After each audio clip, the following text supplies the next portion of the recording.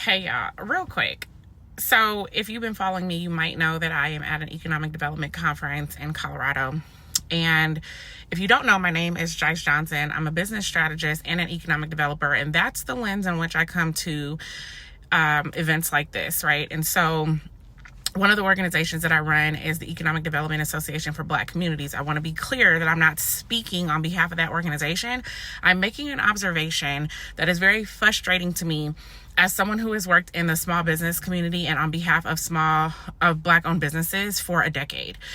So one of the things that we just learned in this conference is that they are increasing the use of modular homes in real estate development across the state.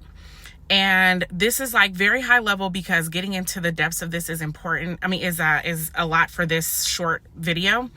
But one of the things that I recently spoke about in a previous video is about how they use public dollars and how it benefits or doesn't benefit our community.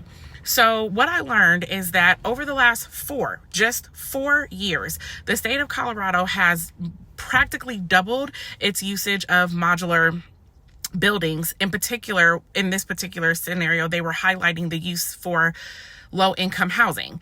And so in 4 years, they have doubled the percentage of modular buildings that are being put up in the state of Colorado. More than that, they have also decreased by 50%-ish the amount of modular builds that are coming from out of the state. So they're moving the industry of modular building from out of the state where they were importing in 90% of modular builds. Now they're only importing in about 45-ish% of modular builds.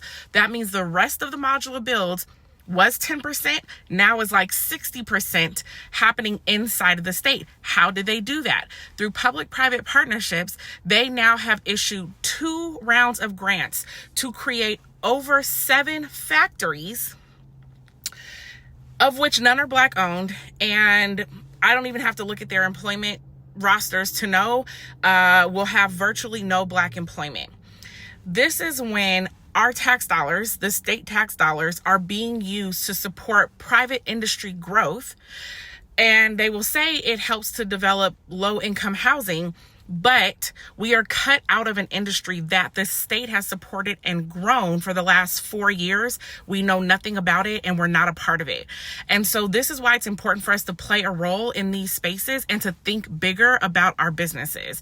So I hope that that's helpful, and I'll continue to drop a little bit more about what I've learned in this conference.